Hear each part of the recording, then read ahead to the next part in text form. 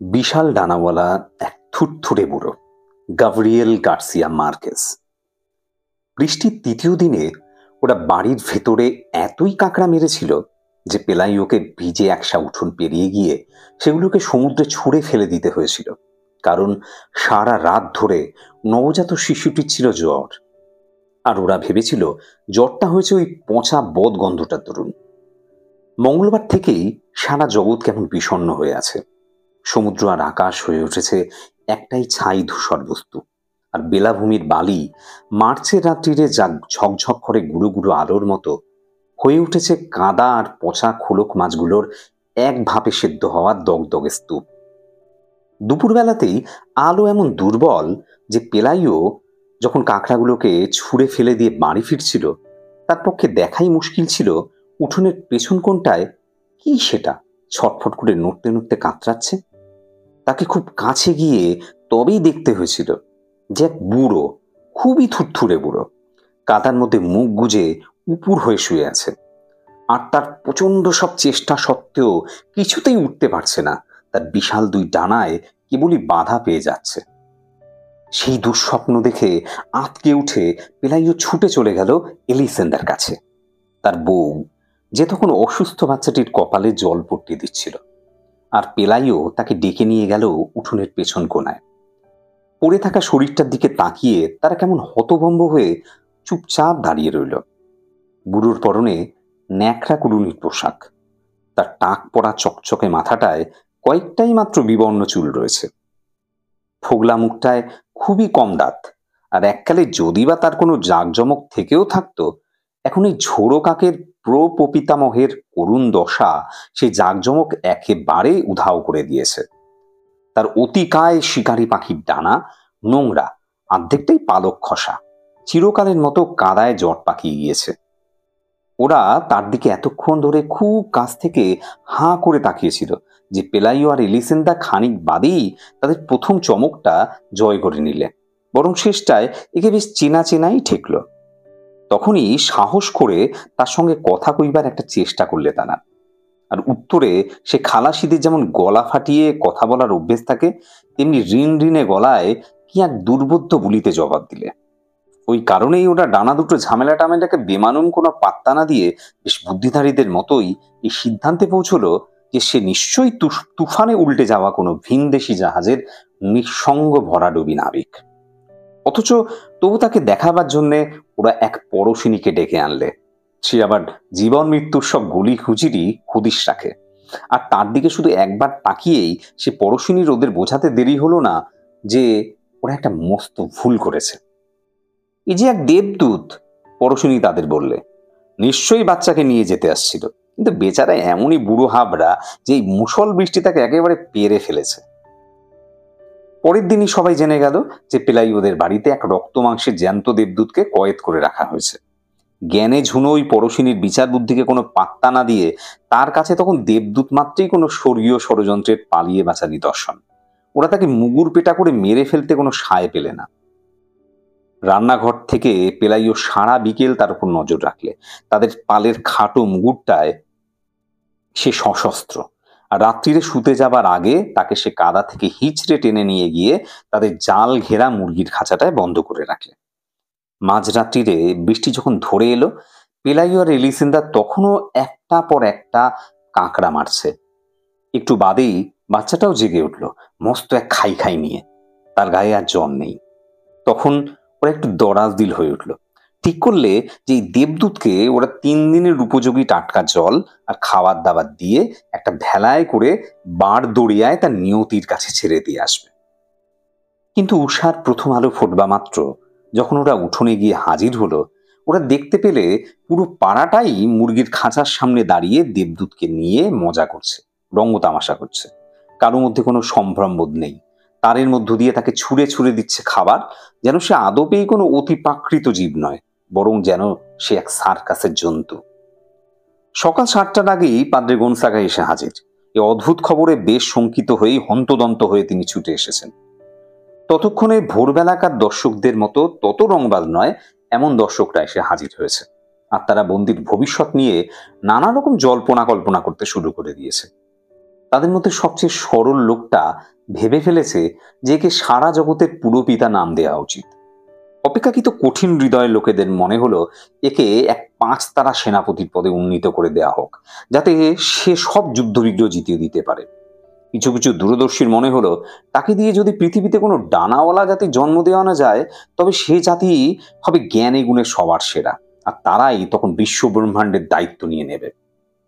কিন্তু পাদ্রে গনসাগা যাজক হবার আগে ছিলেন এক হট্টাকাট্টা কাঠুরে।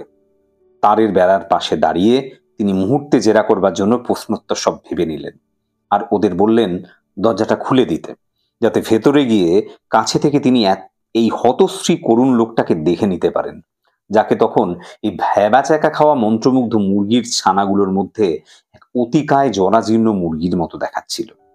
সে শুয়ে আছে এক কোনায়, খোলা ডানাগুলো সে শুকোচ্ছে রোদ্দুরে, চারপাশে ছড়িয়ে আছে ফলের খোসা আর ছোট হাজিরির উচ্ছিষ্ট। ভোর ভোর ওটা দর্শকরা এসে যেসব তাকে ছুঁড়ে দিয়েছে। পাদ্রে গনসাগা যখন মুরগির খাঁচার মধ্যে ঢুকে পড়ে তাকে লাতিনে সুপ্রভাত জানালেন, জগতের ধৃষ্টতার ঔদ্ধত্যতার অচেনা বলে সে শুধু তার প্রত্নপ্রাচীন চোখ তুলে গুনগুন করে কি একটা বললে তার ভাষায়। এই যে এক জোচ্চোর ফেরেববাজ, এ বিষয়ে তল্লাটের যাজনপল্লীর এই পুরুষটির মনে প্রথম সন্দেহটা দানা বেঁধে উঠল, বিশেষত যখন দেখতেই পেলেন যে এই জগৎ এই ঈশ্বরের ভাষাই বোঝে না, কিংবা জানেও না কি করে ঈশ্বরের উজির নাজিরদের সম্ভাষণ করতে হয়। তারপর তিনি খেয়াল করে দেখলেন যে খুব কাছ থেকে নজর করলে তাকে বড্ড বেশি মানুষ মানুষ দেখায়। তার গা থেকে বেরুচ্ছে খোলামেলার এক অসহ্য গন্ধ, আর ডানাগুলোর পেছন দিকে গজিয়েছে নানা রকম পরভৃত,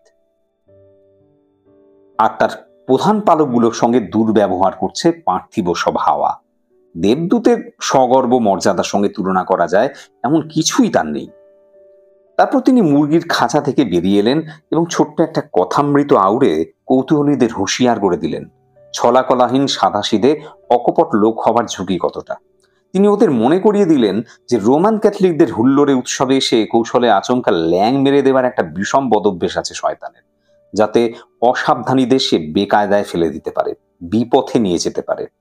তিনি যুক্তি দিয়ে বোঝালেন যে কোনো ডানা যদি কোনো বাজ পাখি আর উড়োজাহাজের তফাৎ নির্ধারণ করে নেবার কোনো আবশ্যিক উপাদান না হয়, তবে দেবদূতদের শনাক্ত করবার বেলায় ডানার গুরুত্ব তো আরোই কম। তৎসত্ত্বেও তিনি কথা দিলেন যে তিনি তার বিশপকে একটা চিঠি দেবেন, যাতে বিশপ তার গির্জাশাসিত পল্লীর আর্চ বিশপকে লিখতে পারেন, আর তিনি তারপর লিখতে পারেন সর্বোচ্চ মহান্তকে, যাতে উচ্চতম আদালত থেকে সর্বাধিনায়কের চূড়ান্ত রায়টি পাওয়া যায়। তার বিচক্ষণতা, দূরদর্শিতা সকলই গিয়ে পড়ল বন্ধা সব হৃদয়ে। বন্দি দেবদূতের খবর এত দ্রুত ছড়িয়ে পড়ল যে কয়েক ঘন্টা বাদেই এক বড় হাট বাজারের ব্যস্ততা শোরগোল উঠল উঠোনে, আর ভিড়কে সরিয়ে দেবার জন্য ডাকতে হলো সঙ্গীন সমেত সেনাবাহিনীকে, নইলে বাড়িটা তারা প্রায় ধসিয়ে দিত। এই হাট বাজারের এত জঞ্জাল ঝাড় দিতে দিতে এলিসেন্দার শির দ্বারা যেন দুমড়ে গিয়েছে। শেষটায় তার মাথায় খেলে গেল, আরে উঠোনের চারপাশে বেড়া দিয়ে সকলের কাছ থেকে তো দর্শনী বাবদ 5 সেন্ট করে চাওয়া যায়। কৌতূহলীরা এলো দূর দূরান্তর থেকে। এক ভ্রাম্যমান সার্কাস দলও এসে পৌঁছল, যার ছিল এক উড়ন্ত দর বাজিকর। সে ভিড়ের ওপর বার কয় ভো ভো করলে, কিন্তু কেউ তার দিকে কোনো পাত্তাই দিলে না, কারণ তার ডানাগুলো মোটেই কোনো দেবদূতের মতো ছিল না, বরং সেগুলোকে দেখাচ্ছিল কোনো নাক্ষত্র বাদুরের মতো। জগতের সবচেয়ে দুর্ভাগা ও অশক্তরা এলো স্বাস্থ্যের সন্ধানে। এলো এক বেচারি মেয়ে, জন্ম থেকেই যে গুনে যাচ্ছিল তার বুকের ধুকধুক। গুনতে গুনতে এখন সেসব সংখ্যাই শেষ করে ফেলেছে। এলো এক পর্তুগিজ, কিছুতেই যে কখনো ঘুমোতে পারে না, কারণ তারাদের কোলাহল তার ঘুম কেবলই চটিয়ে দেয়। এলো এক ঘুমে হাঁটা লোক, যে দিনে জেগে থাকা অবস্থায় যা যা করেছে সব রাত্রিরে ঘুমের ঘোরে উঠে গুবলেট করে দেয়। এছাড়াও কত কত জন, তাদের অবশ্য অত ভয়াবহ সব অসুখ নেই। পৃথিবীকে কাঁপিয়ে দিচ্ছিল যে জাহাজ ডুবির বিশৃঙ্খলা, তার মধ্যে পেলাইও আর এলিসেন্দা অবশ্য তাদের ক্লান্তিতেই সুখী, কারণ হপ্তা শেষ হবার আগেই তারা তাদের সবগুলো ঘর ঠেসেছে টাকা করিতে। আর ভেতরে ঢুকবার পালা কখন আসে তার জন্য যে তীর্থযাত্রীরা সার অপেক্ষা করছে বাইরে, তা এমনকি দিগন্ত পেরিয়ে কোথায় চলে গিয়েছে। এই দেবদূতই ছিল একমাত্র যে তার নিজের এই হুলস্থুল কাণ্ডে কোনোই ভূমিকা নেয়নি। তার এই ধার করা নিরে কিভাবে সে একটু আরাম পাবে তারই চেষ্টা সে কাটায় সারা সময়। তেলের বাতি বা উপাসনার মোমবাতিগুলোর নারকীয় জ্বালায় আর উত্তাপে তার প্রায় মাথা খারাপ হবার জোগাড়। অথচ ওগুলো সারাক্ষণ ওই তারের খাঁচায় জ্বলছে। গোড়ায় তাকে ওরা ন্যাপথালিন খাওয়ানোর চেষ্টা করেছিল। সেই পরম জ্ঞানী পরশিনীর প্রজ্ঞা অনুযায়ী তাই নাকি দেবদূতদের খাদ্য হিসাবে বিধান বিধিত। কিন্তু সে ওসব ফিরিয়ে দিয়েছে। যেমন সে ফিরিয়ে দিয়েছে পোপের ভোজ, পাপী তাপীরা প্রায়শ্চিত্ত করবার জন্য মানত করে এসব ভুরি ভোজ তার কাছে নিয়ে এসেছিল। আর তারা কখনো এটা বুঝে উঠতে পারেনি যে সে বেগুন ভর্তা ছাড়া আর কিছুই খায় না। সে একজন দেবদূত বলে, নাকি ফোগলা দাঁতের এক বুড়ো থুতথুরে বলে? তবে একমাত্র অতিপ্রাকৃত শক্তি মনে হলো তার ধৈর্য। বিশেষত প্রথম দিনগুলোয় তার ডানায় যেসব নক্ষত্র পরবৃত জম্পেশ করে গজিয়েছে, তার খোঁজে যখন মুরগিরা তাকে ঠোকরাতো আর পঙ্গুরা ছিঁড়ে নিত তার পালক তাদের বিকল ঠুটো অঙ্গগুলো ছোঁয়াবার জন্যে, আর এমনকি যাদের প্রাণে সবচেয়ে দয়া ধর্ম ছিল তারাও যখন তাকে তাক করে ঢিল ছুটত যাতে সে উঠে পড়ে আর দাঁড়ালে তাকে কেমন দেখায় সেটা দেখবার জন্যে, তখনও সে শান্তই থাকত। একমাত্র যেবার তারা তাকে উস্কে তাতিয়ে দিতে পেরেছিল সে তখনই, যখন তারা তার পাঁশটা পুড়িয়েছিল তপ্ত লোহায়, যা দিয়ে ছ্যাঁকা লাগিয়ে তারা বলদের গায়ে মার্কা দিত। কারণ সে এতক্ষণ কেমন ঝিম মেরে নিশ্চল পড়েছিল যে তারা ভেবেছিল সে বুঝি মরেই গিয়েছে। আঁতকে জেগে উঠেছিল সে তখন। তার এই রুদ্ধ দুর্বোধ্য অচেনা ভাষায় চেঁচিয়ে প্রলাপ বকেছিল। চোখ ফেটে জল বেরিয়ে এসেছিল তার। আর সে তার ডানা ঝাপটেছিল বার দুই, যা মুরগির বিষ্ঠা চান্দ্রধুলোর এক ঘূর্ণি হাওয়া তুলে দিয়েছিল। আর এমন একটা দমকা ঝাপটা তুলেছিল আতঙ্কের, যাকে কিছুতেই এই জগতের বলে মনে হয়নি। যদিও অনেকে ভেবেছিল তার সারাটাও ঠিক ক্রোধের নয়, বরং জ্বালার ব্যথার।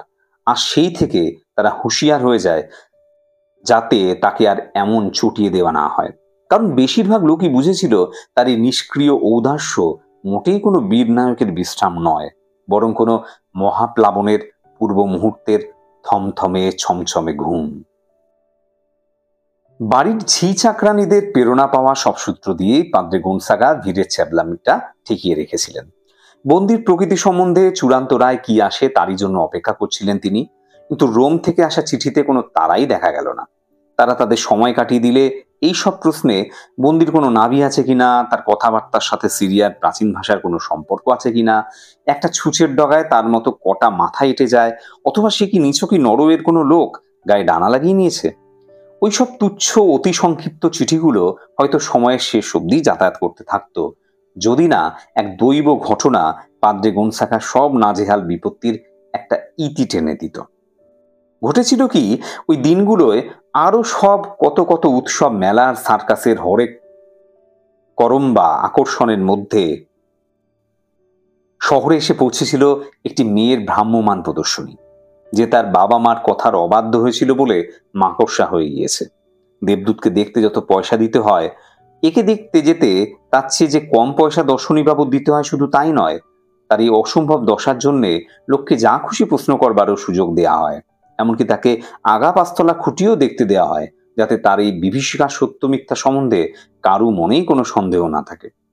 সে এক ভয়ঙ্কর তারান্তুলা, একটা মস্ত ভেড়ার মতো বড়, আর তার মাথাটা এক বিষাদময়ী কুমারী মেয়ের।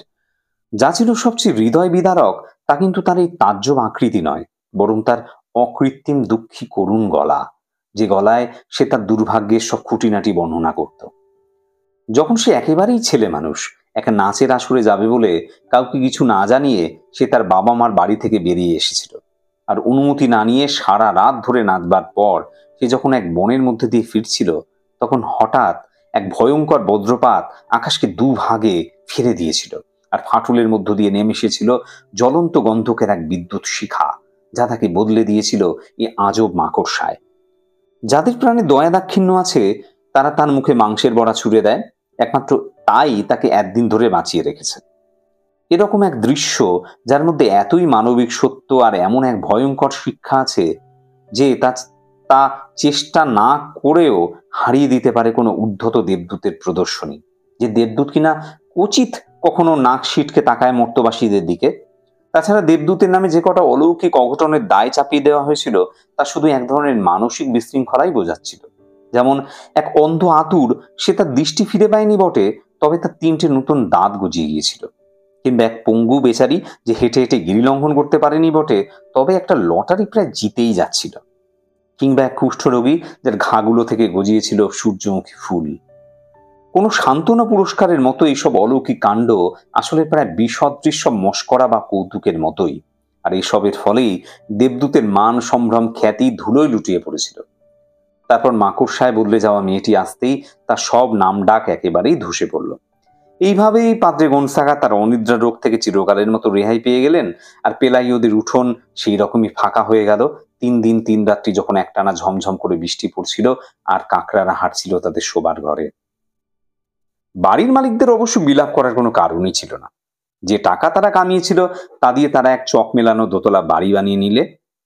সে বাড়ির ছিল অলিন্দ আর বাগান আর উঁচু তারের জাল, শীতের সময় যাতে কাকড়ারা আর ভেতরে ঢুকতে না পারে। আর জানলায় ছিল লোহার গরাদ, যাতে কোনো পথহারা দেবদূতও ঢুকে পড়তে না পারে আচমকা।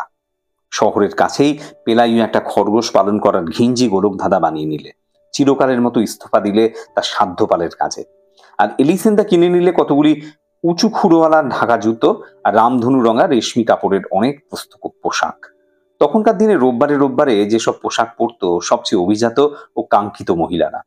যা যা তাদের কোনো মনোযোগ পায়নি তার মধ্যে মুরগির খাঁচাটাই একমাত্র জিনিস ছিল না।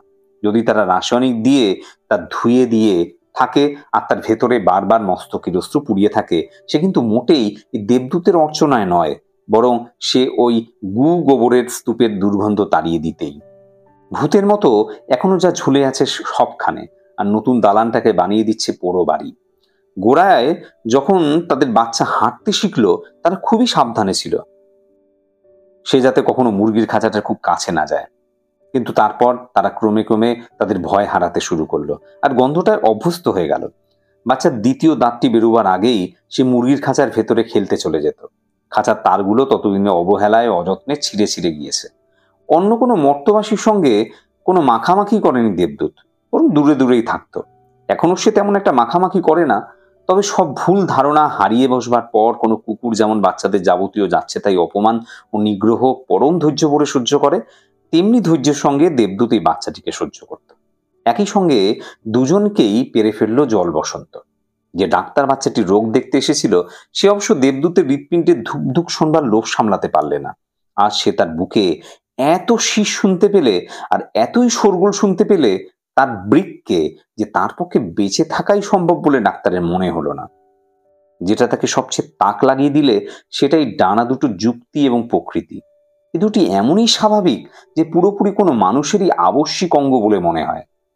আর তার অবাক লাগলো এই ভেবে যে অন্য মানুষদেরই বা কোনো ডানা নেই কেন। বাচ্চা যখন স্কুলে যাওয়া শুরু করলো, সেটা রোদে বৃষ্টিতে মুরগির খাঁচা সম্পূর্ণ ধ্বংসের কিছুকাল পরে। দেবদূত এখন এখানে সেখানে ঘুরে বেড়ায়, পথহারা দিক ভোলা কোনো মুমূর্ষের মতো। ওরা তাকে ঝাঁটা মেরে বার করে দেয় শোবার ঘর থেকে, কিন্তু পরক্ষণেই তাকে দেখে রান্নাঘরে। একই সঙ্গে তাকে এত বিভিন্ন জায়গায় দেখা যায় বলে মনে হয় যে তারা অবাক হয়ে ভাবে এরা আবার আরো কতগুলো সংস্করণ হয়ে গেল নাকি। সে কি নিজেকেই তৈরি করছে বাড়ির সকল কোনায় খামচিতে? আর বিপর্যস্ত তিতিবিরক্ত এলিসেন্দার ডুকরে গলা ছেড়ে চেঁচিয়ে মেচিয়ে বলতে লাগলো, দেবদূতে দেবদূতে থই থই করা কোনো নরকে বাস করা কি যে জঘন্য কাণ্ড। দেবদূত এখন খেতেই পারে না কিছু। তার প্রত্নপ্রাচীন চোখও এখন এত ঘোলাটে হয়ে গেছে যে সবসময় সে জিনিসপত্রের ধাক্কা খায়। তার শেষ পালকগুলোর নিছক সূক্ষ্ম জালের মতো দাঁড়গুলোই এখন আছে তার। পেলাইও একটা কম্বল ছুঁড়ে দেয় তার উপর, তাকে করুণা করে একটা আটচালার নিচে শুতে দেয়। আর শুধু তখনই তারা আবিষ্কার করলে যে রোজ রাত্রিরে তার জ্বর আসে। আর কোনো বুড়ো নরওয়েবাসীর জীব জড়ানো ভাষায় সে বিকারের ঘোরে প্রলাপ বকে। যে কয়েকবার তারা বিষম ভয় পেয়ে গিয়েছিল এ তারই একটা, কারণ তারা ধরেই নিয়েছিল যে বুঝি মরতে বসেছে। আর তাদের জ্ঞানীগুণী পরশনীয় অব্দি তাদের বলতে পারলে না যে কোনো মরা দেবদূতকে নিয়ে তারা কি করবে। অথচ তবু যে সে তার সবচেয়ে জঘন্য শীতকালটাই টিকে গেল তাই নয়, প্রথম রোদ্দুরে ভরা দিনগুলো আসতেই মনে হলো সে ক্রমেই সেরে উঠছে। উঠোনের সবচেয়ে দূর কোনায় সে কয়েকদিন নিশ্চল পড়ে থাকে, যেখানে কেউই তাকে দেখতে পায় না। আর ডিসেম্বরের গোড়ায় তার ডানায় মস্ত কতগুলি আট ধরা পালক গজিয়ে ওঠে, কোনো কাকতারুয়ার পালক যেন সেগুলো। তার জড়ার আরেকটা দুর্ভাগা লক্ষণ বলেই মনে হলো এই পালকগুলোকে। কিন্তু সে নিজে নিশ্চয়ই জানতে পেরেছিল এসব বদলের আসল কারণ। কেননা কেউ যাতে তা না দেখতে পায় এ বিষয়ে সে খুবই সজাগ ছিল। সে খুবই সাবধান ছিল কেউ যাতে শুনতে না পায় আকাশ ভরা ঝিকিমিকি তারার তলায় সে যখন সিন্ধুরোলের গান গুনগুন করে। একদিন সকালে এলিজাবেথ যখন পেঁয়াজকলির গুচ্ছ কাটছে, তখন আচমকা মনে হলো হঠাৎ যেন দূর বাঁশদড়িয়ার এক ঝলক হাওয়া এসে ঢুকেছে রান্নাঘরে। তখন সে জানলায় গিয়ে দেখতে পেলে দেবদূতই প্রথম তার ডানা ছড়িয়ে উঠবার চেষ্টা করছে। কিন্তু এমনই অগোছালো অনভ্যস্ত তার এই অপচেষ্টা যে তার নখগুলো সবজি বাগানের মধ্যে গভীর সব খাঁজ কেটে দিচ্ছে। আর সে হয়তো তার জবুথবু উল্টোপাল্টা ডানা ঝাপটানিতে আটচালাটাও ধসিয়ে দিত। বিশেষত বারে বারে সে যেরকম হড়কে যাচ্ছিল, কিছুতেই আঁটো করে চেপে ধরতে পারছিল না হাওয়া। তবু অবশ্য কেমন নড়বড়ে ভাবে সে একটু উঠতে পারলো ওপরে। এলিসেন্দা একটা স্বস্তির নিঃশ্বাস ফেললে, নিজের জন্য স্বস্তি আর দেবদূতের জন্যও স্বস্তি। যখন সে দেখতে পেলে যে দেবদূত এখন শেষ বাড়িগুলোর উপর দিয়ে উড়ে যাচ্ছে, কোনো রকমে সে নিজেকে ধরে রেখেছে উড়ালটায় কোনো মতিচ্ছন্ন জরাগ্রস্ত শকুনের ঝুঁকিতে ভরা ডানা ঝাপটানি দিয়ে। পেঁয়াজ কাটা সারা হয়ে যাওয়ার পরও এলিসেন্দা তাকে দেখতেই থাকে, তাকিয়ে দেখতেই থাকে, যখন তাকে আর দেখাই সম্ভব ছিল না। কারণ সে তো আর তখন তার জীবনের কোনো উৎপাত বা জ্বালাতন নয়, বরং সমুদ্রের দিক চক্রবালে নিছকই কাল্পনিক একটা ফুটকি যেন।